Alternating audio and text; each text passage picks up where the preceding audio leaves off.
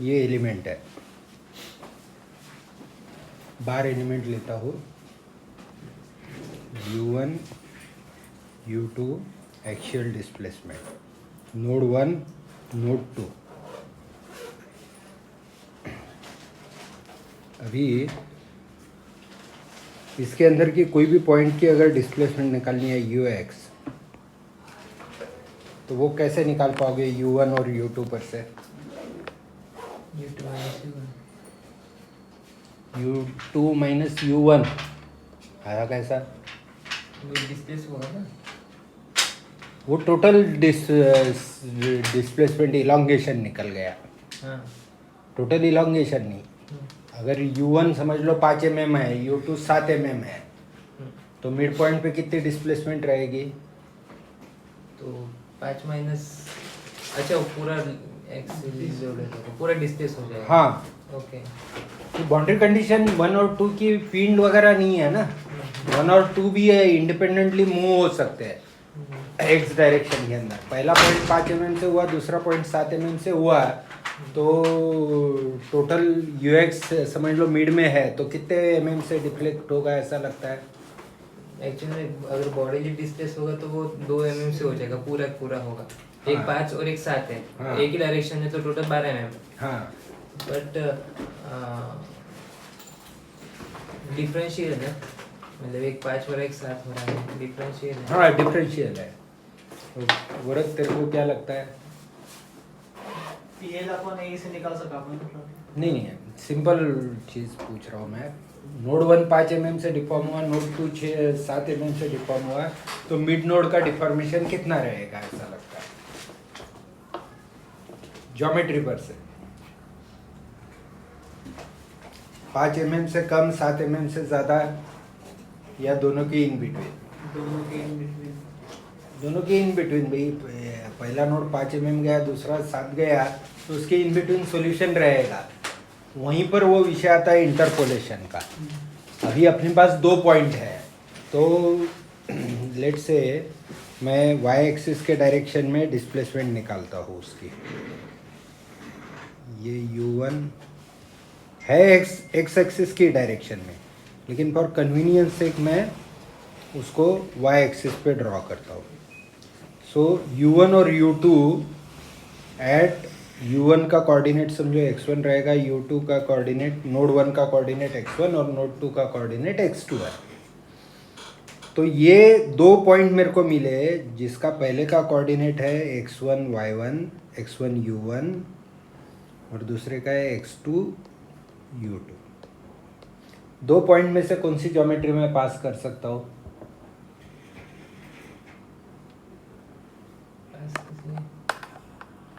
कौन सा curve fit कर सकते हैं? 2 पॉइंट बताए तो लाइन कर्व तो हो सकता है। हाँ, लाइन ही स्ट्रेट लाइन फिट हो सकती है। At the most I can fit a straight line, ठीक है। So my interpolation function will be a straight line. अब इसका इक्वेशन बनाने की कोशिश करते हैं। x1 u1 x2 u2, जिससे कि मैं वो एलिमेंट के डोमेन पर कहीं पर की भी डिस्प्लेसमेंट निकाल सकूं। द पर्पज इज कि नोडल डिस्प्लेसमेंट मेरे को पता है, तो इंटरमीडिएट डिस्प्लेसमेंट निकालना है। अभी नोडल डिस्प्लेसमेंट जो निकलेगी वो समझो तुम्हारा ए वगैरह ये सब अप्लाई करके अपन निकालेंगे, वो आगे देखेंगे। लेकिन इंटरमीडिएट डिस्प्लेसमेंट नोडल डिस्प्लेसमेंट से क्या रिलेशन बनाती है, उसके लिए अपन फॉर्मुलेशन कर रहे हैं, जिसको हम बोलेंगे इंटरपोलेशन फंक्शन और शेप फंक्शन। अभी जनरलाइज इक्वेशन ऑफ लाइन क्या रहता है? mx प्लस सी और ax प्लस बी लिखता हूँ मैं, ठीक है। अभी बाउंड्री कंडीशंस पुट अप करते हैं। x is equal to x1 पे u1 कितना है? x1 पे u1 और same way u2 is equal to ax2 plus b. ये हो गया मेरा इक्वेशन 1 और ये हो गया इक्वेशन 2। इसमें से a और b की वैल्यू मैं निकाल सकता हूँ। 2 अननोन है a और b, तो इन terms of u1 u2 x1 x2 मेरे को a और b की वैल्यू होना है. So I can identify that. Identify करके u इज इक्वल टू क्या आता है प्रथमेश, है क्या तेरे पास इक्वेशन? अपन ने अलग अप्रोच से किए थे. u is equal to u1 x1 plus u2 x2 किए थे. तो तू मैटलैब पे सॉल्व करके दे मेरे को. वही कर रहा मैटलैब पाइथन ये इक्वेशन सॉल्व करने को सपोर्ट करते हैं. तो तुम डायरेक्टली इक्वेशन जो है वो मैटलैब को दे सकते हैं. मैटलैब तुमको सॉल्यूशन दे देता है इक्वेशन फॉर्म के अंदर.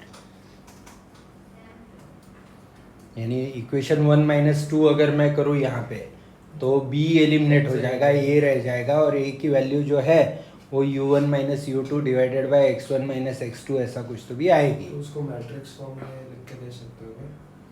हाँ लिख के दे सकता हूँ ना.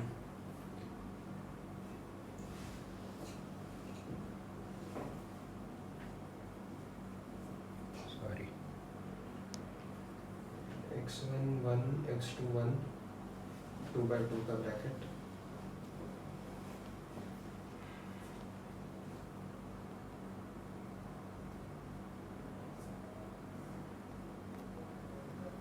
a और b कॉलम मैट्रिक्स रहेंगे. a और b कॉलम मैट्रिक्स रहेगा ऐसा. ऐसा क्या है x1 x2 नहीं नहीं रे, बराबर कर रहा था मैं.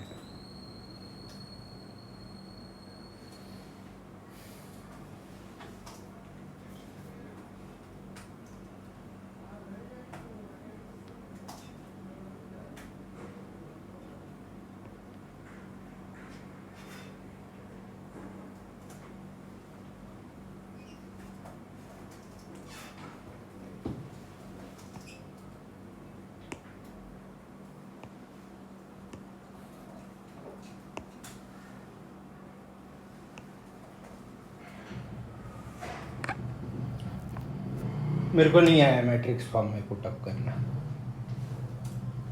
तो आपका आंसर आ रहा है a is equal to u1 bye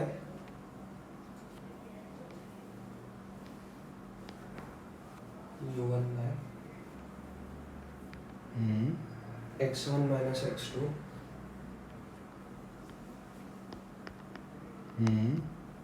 पूरे को माइनस ऊपर माइनस u2 बाय बोलते चल.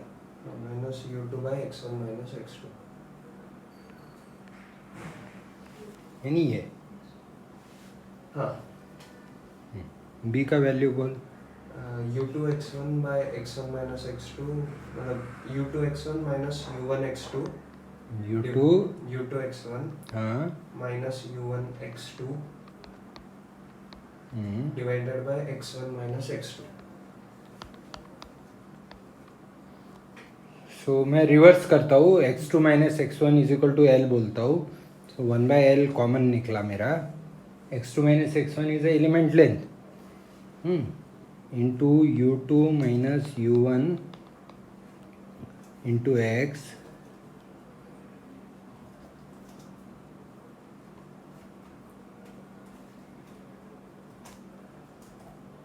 प्लस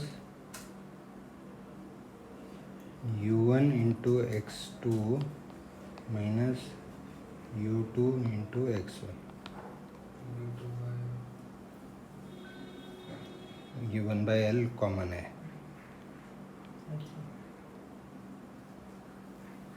सही है क्या प्रथमेश? a की वैल्यू आई है u2 minus u1 bye l जो कि सही है. तो a पुटअप करके देख लेते हैं ना. x is equal to x1 put up कर देते हैं. करेक्ट आई है वैल्यू.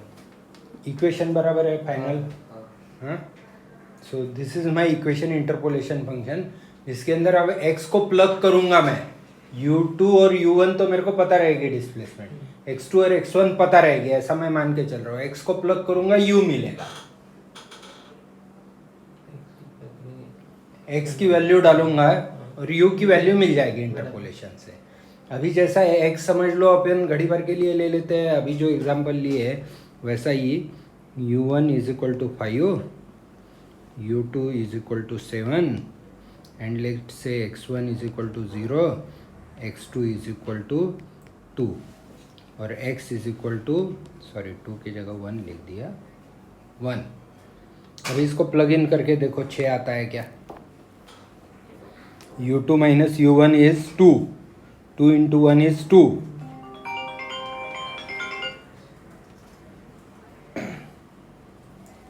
प्लस 5 इंटू 2 10 माइनस 0, तो 10 प्लस कितना आया था पहला टर्म, 5 आया था क्या, नहीं रे, U2 minus U1 पहले two, जब हाँ, 2 आएगा ना 2, 2 2 प्लस 10 ना, 10 12 डिवाइडेड बाय लेंथ 2 बराबर यानी 6 आया। यानी interpolation is working as we are anticipating, बराबर। ये इंटरपोलेशन फंक्शन बन गया अपना। अब अपन क्या करेंगे, will say strain in x direction is equal to what, बोल बोल, डेल्टा LX अपॉन LX हाँ, change in length divided by original length, बराबर। तो change in length is du by dx, change in displacement divided by change in original length, बराबर, is equal to strain. तो अब मेरे पास u का equation है, उसमें से मैं स्ट्रेन का इक्वेशन निकाल सकता हूँ। ये रहा मेरा u का इक्वेशन। ये x आना चाहिए था ना, डेल x क्या, du चेंज इन लेंथ हाँ, और x यानी dx लेंथ का एलिमेंट लिया मैंने, अच्छा dx लेंथ का हाँ समझ गया ओके तो उसका इलोंगेशन जो है और du वो du हुआ, हाँ, सही ऐसा। So du by dx original length is a strain. तो अभी u का इक्वेशन यहाँ पर अपने पास है, उसको डिफरेंशिएट करते हैं तो क्या मिलेगा,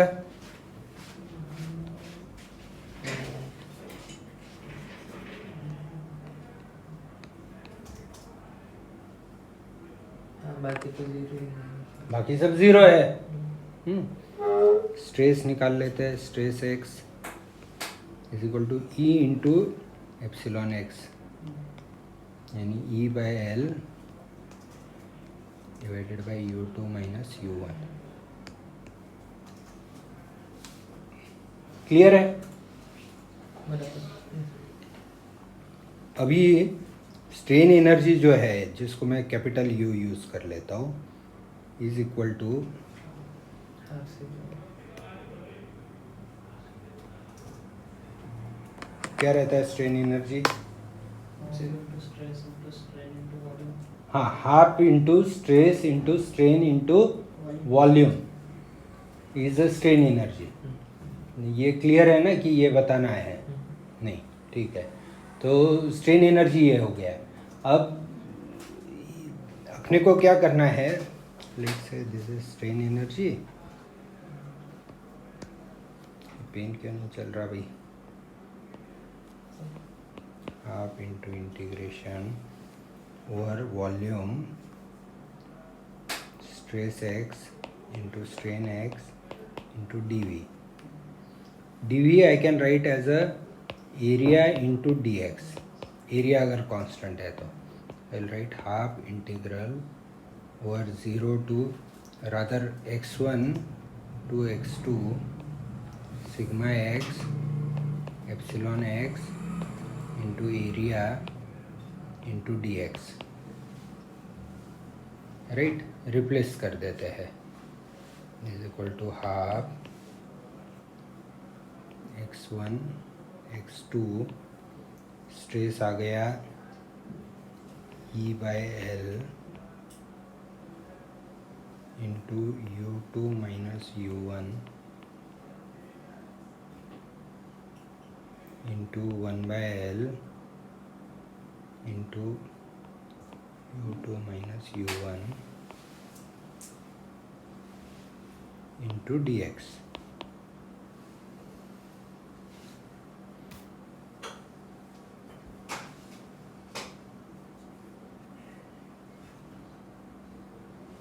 बराबर कर लिया ना? सो इसका इंटीग्रेशन हो जाएगा, dx का इंटीग्रेशन हो जाएगा x. x जो है x1 to x2 x2 minus x1 आएगा, वो क्या हो जाएगा? x2 minus x1 अच्छा l l हो जाएगा. तो एक l मेरा कट जाएगा.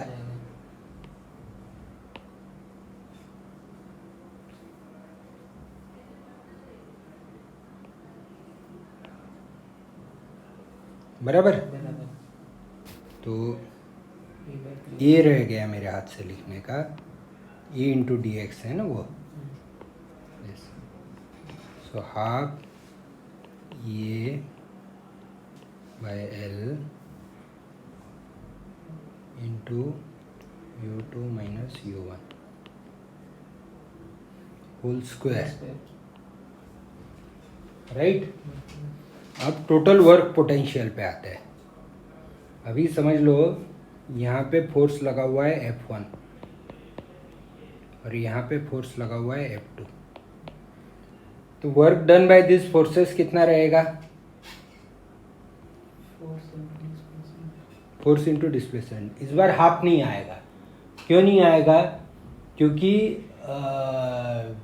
एक्शन और कॉज और इफेक्ट ये रिलेशन नहीं है इस बार, क्योंकि डिस्प्लेसमेंट जो u1 u2 हो रहा है वो ओवरऑल स्ट्रक्चर की वजह से हो रहा है.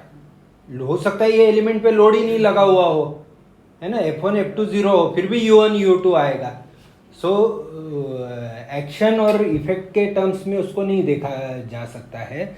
सीधा है F1 ने u1 के ऊपर जितना वर्क डन किया प्लस F2 ने u2 के ऊपर जितना वर्क डन किया, वो work done is external work done. F1 u1 plus F2 u2. Now अभी ये इक्विलिब्रियम का कंसेप्ट है जो तुमको समझ के लेना है. This is stable equilibrium, this is unstable equilibrium, this is neutral equilibrium. और ये एनर्जी कंसेप्ट पर वगैरह डिपेंड करता है, तो इसके लिए अपन अलग से भले ही बैठेंगे. सो अभी क्या है? Total work potential. Total work potential. Normally मैं external work done is equal to internal work done बोल के इक्वेशन लिख सकता था, लेकिन यहाँ पे नहीं लिखा जा सकता क्योंकि एलिमेंट के ऊपर वर्क जो कर रहे हैं वो बाहर की शक्तियाँ वर्क कर रही है. लेकिन मैं ऐसा तो बोल सकता हूँ कि भाई टोटल एनर्जी कंटेंट जो है एलिमेंट का, it has to be minimised. तो total work content is a total work potential that is equal to internal strain energy minus external work done is equal to half. यानी nature वो state of equilibrium लेगा out of all possible equilibrium जिसमें energy content minimise होगा.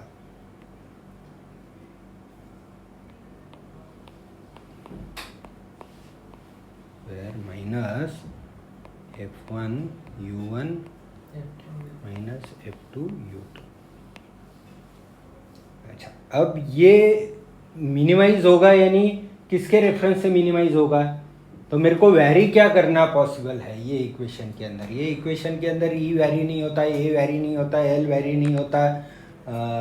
u2 u1 is a known displacement values, उनको vary करने का, u2 u1 is a unknown displacement values. Now interpolation के लिए हमने उसको नोन बोल के ले लिए क्यों हमको intermediate displacement in terms of u1 और u2 निकालने का था. But we finally want to find out u1 and u2 और F1 और F2 गिवन लोड्स है, उसमें भी मेरा कोई रोल नहीं. तो मैं ऐसा बोलूँगा u1 और u2 ऐसे वैल्यूज़ को पिक करेंगे, नेचर ऐसे वैल्यूज़ को पिक करेगा जिसमें ये एनर्जी कंटेंट मिनिमाइज हो जाएगा.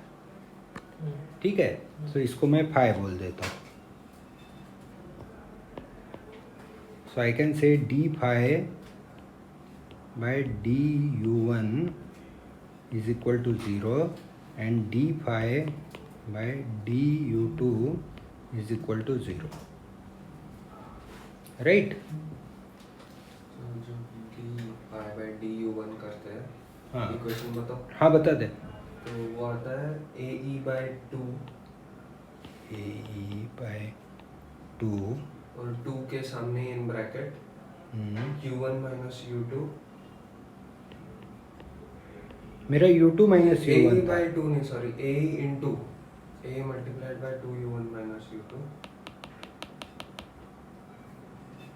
ae in bracket u1 minus u2 u1 minus u2 क्या, मेरा u2 माइनस u1 चल रहा था। हाँ u2 minus u1 चल रहा था। हाँ u2 minus u1 चल रहा था। तो पर उसको डिफरेंशिएट जब u1 के रिस्पेक्ट में किया, अच्छा। तब यही आ रहा है। अच्छा u1 u1 minus minus u2 hmm, divided by l hmm, minus f1 is equal to 0। ठीक है। दूसरा इक्वेशन, और दूसरे को विद रिस्पेक्ट ये सीधा स्क्वायर इधर आ गया, ये स्क्वायर इधर 2 हो गया और 2 कट गए और u1 इसका पहला differentiation u2 minus u1 bracket आया इंटू u1 का डिफरेंशिएशन -1 आया, तो मल्टीप्लाई किया तो u1 माइनस u2 आ गया। ठीक है, दूसरा इक्वेशन बता। minus ae minus A in bracket u1 minus u2 divided by l minus f2 is equal to 0। अभी इसको वेरिएबल सेपरेबल फॉर्म में जाने की कोशिश करते हैं। ई बाय एल कॉमन निकाल लिया, नहीं कॉमन कुछ नहीं निकलता होगा। A by L into u1 minus A by L into u2 is equal to f1, बराबर। Minus A by L into u1 plus A by L into u2 is equal to f2। ध्यान से देखो तो यही वो equation है, इसको matrix form में लिख देता हूँ। A by L 1 minus 1 plus 1 u1 u2 is equal to f1 f2। Stiffness matrix into displacement matrix is equal to force matrix. कुछ एज्यूम नहीं किए हैं, हाँ। शेप फंक्शन शुरुआत से निकाले हैं, इंटरपोलेशन फंक्शन से शुरू किए, पूरा एक गो थ्रू करते हैं। एक एलिमेंट लिया 2 नोडेड, उसके डिग्री ऑफ फ्रीडम बता दिया u1 और u2, 2 नोड है, 2 ही डिग्री ऑफ फ्रीडम है, तो इंटरपोलेशन लीनियर ही हो सकता है, इसलिए लीनियर इंटरपोलेशन का जनरलाइज लाइन का इक्वेशन लिया ux is equal to ax plus B. A और बी की value boundary conditions put up करके निकाल लिया, यू का इक्वेशन मिल गया। सिंपल है, लाइन का इक्वेशन निकालना अपने को सबको आता है, वो निकाल लिया। फिर डिस्प्लेसमेंट और स्ट्रेन के अंदर जो रिलेशन मेरे को पता है, यहाँ पर डिफरेंशियल इक्वेशन यूज़ कर रहे हैं हम लोग, वो मैंने उठा लिया, उससे स्ट्रेन निकाल लिया, स्ट्रेन से स्ट्रेस निकाल लिया, स्ट्रेस से इंटरनल स्ट्रेन एनर्जी स्टोर निकाल लिया। इंटरनल स्ट्रेन एनर्जी स्टोर के बाद वर्क पोटेंशियल माइनस करके एक्सटर्नल वर्क डन माइनस करके टोटल वर्क पोटेंशियल निकाल लिया। फिर बोला total work potential has to be minimize with respect to unknown displacement. उसके 2 इक्वेशन मेरे को मिले, वो 2 इक्वेशन को सॉल्व किया और मेरे को फाइनल इक्वेशंस मिल गए। अभी कैसा है, लेट्स गो लिटिल फर्दर। समझ लो मेरे पास 3 नोडेड एलिमेंट है 2 के जगह, ये u1 एक्चुअली लोडेड, u2 और u3, जनरलाइजेशन बता रहा हूँ उसका। 1 2 और 3, जिनके ऑर्डिनेट है x1। ये दूसरा नोड सेंटर में रहना ज़रूरी नहीं है, मिड में थोड़ा आजू बाजू को भी रह सकता है, x2 x3। अभी मेरे को बोलो कौन सा कर्व पास कर सकते हैं 3 पॉइंट में से? हाँ, क्वाड्रेटिक सेकंड ऑर्डर। यानी मैं अब मेरा इक्वेशन ऐसा बोल सकता हूँ, ux = ax² + bx + c। 3 boundary condition है, 3 इक्वेशन मिलेंगे, ए बी सी के वैल्यूज निकाल लूँगा। ux मिल गया, फिर स्ट्रेन x = dux/dx करूँगा।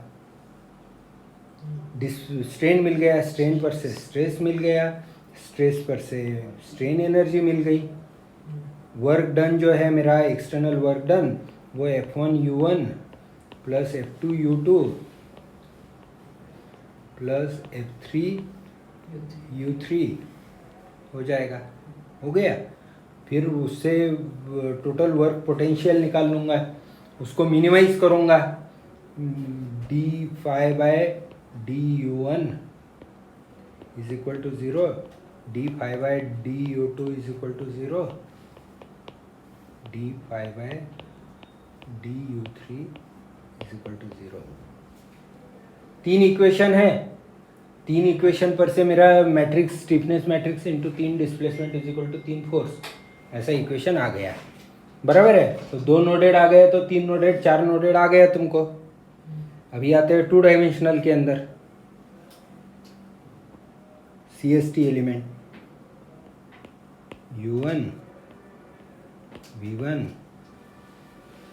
U2 V2। Procedure is essentially same, U3 V3। अब क्या करोगे, UX को कितने आर्बिट्री अननोन ले सकता हूँ UX के अंदर में? 2। 3 पॉइंट है ना, 3 पॉइंट है तो 3 ले सकता हूँ। तो मेरे को अब चूज करने की है टर्म, तो मैं चूज करता हूँ AX + BY + C। एक x की टर्म, एक y की टर्म 2 डायमेंशन में है, और एक कांस्टेंट की term. Similarly Vx = Px + Qy + R। बराबर। अभी ये बन गया मेरा। अभी मैं जाऊंगा स्ट्रेन के ऊपर। स्ट्रेन क्या है? अभी 2 डायमेंशन के अंदर प्लेन स्ट्रेस है, प्लेन स्ट्रेन एक्सिस सिमेट्रिक के बेसिस पे the laws will change. Basically stress strain law will change. लेकिन स्ट्रेन जो है, स्ट्रेन मेरी एप्सिलॉन XX, एप्सिलॉन YY और गामा XY, ये तीनों रहती है। कैसे रहती है वो, थ्योरी ऑफ इलास्टिसिटी वगैरह अलग से चाहे तो अपन देख लेंगे। अभी यहाँ बोल के आगे चलने का, du/∂u/∂x, dou v x, y का फंक्शन है। हाँ,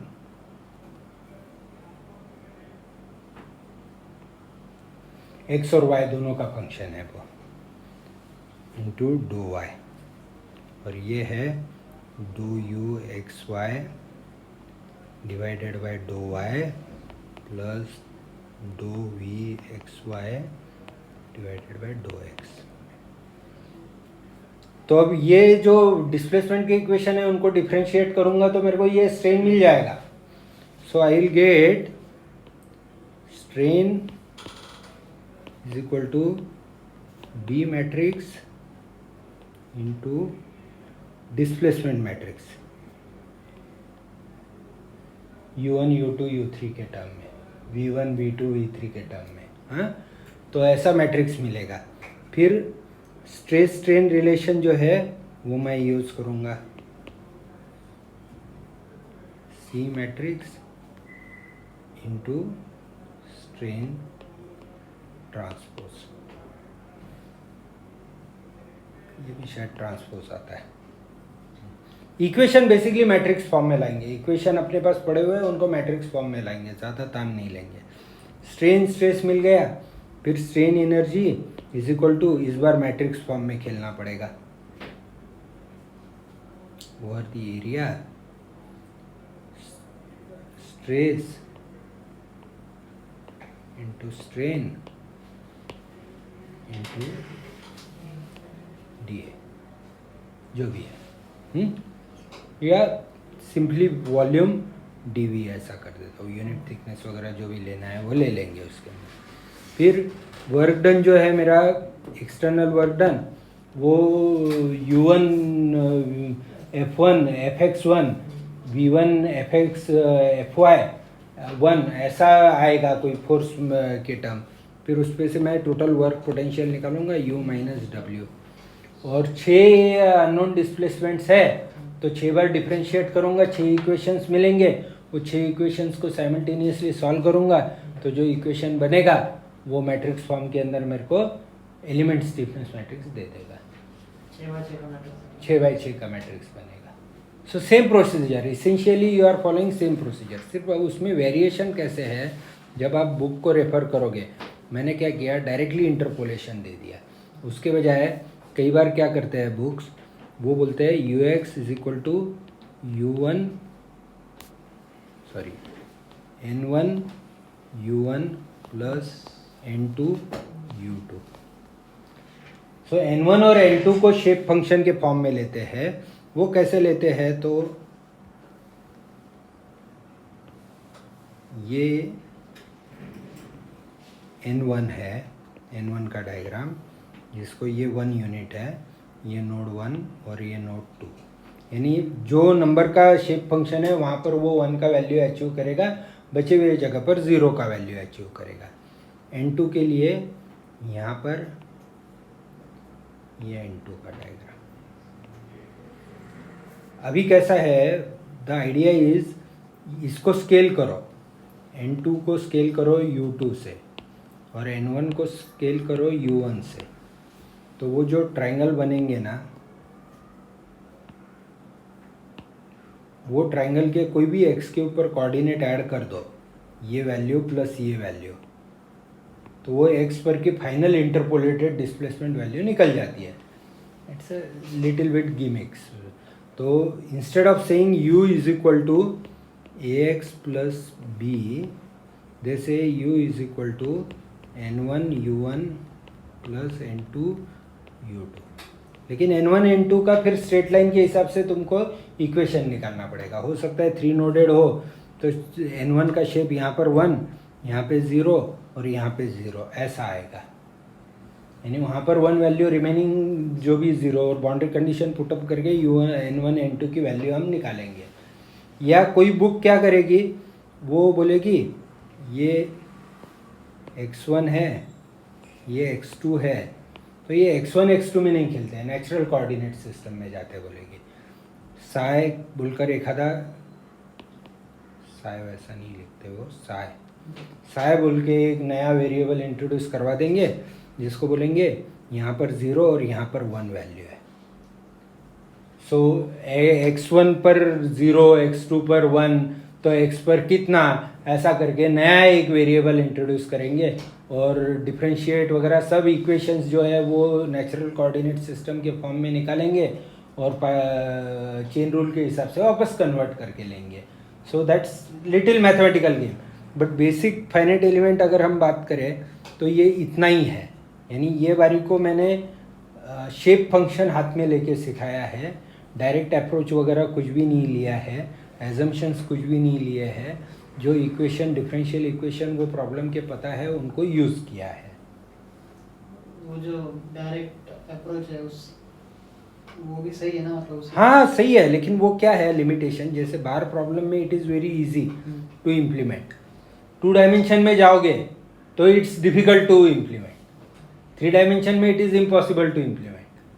तो डायरेक्ट अप्रोच को एक अपनी लिमिटेशन है, बीम प्रॉब्लम तक आप लोग डायरेक्ट अप्रोच से जा सकते हैं, उसके आगे आप नहीं जा सकते। वो अप्रोच और ये अप्रोच सेम आंसर देगा, लेकिन ये अप्रोच तुमको जनरलाइज व्यू देगा। इनफैक्ट इसके आगे जाके ये मैंने स्ट्रेन एनर्जी अप्रोच बताया है, इसके बजाय कौन सा प्रथमेश हुआ, रायलरिट्स, नहीं रायलरिट्स यानी energy approach, Galerkin is a weak form, जो वर्चुअल वर्क का एक फॉर्म माना जाता है, वो बहुत जनरलाइज है.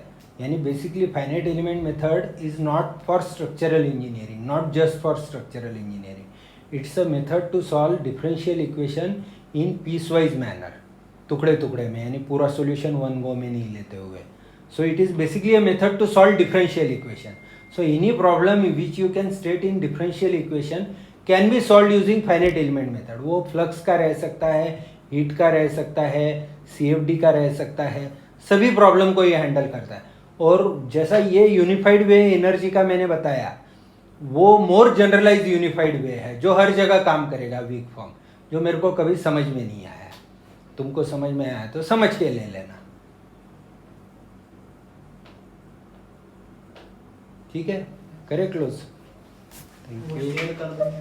Thank you sir. हाँ, वीडियो अपलोड ही करने का है.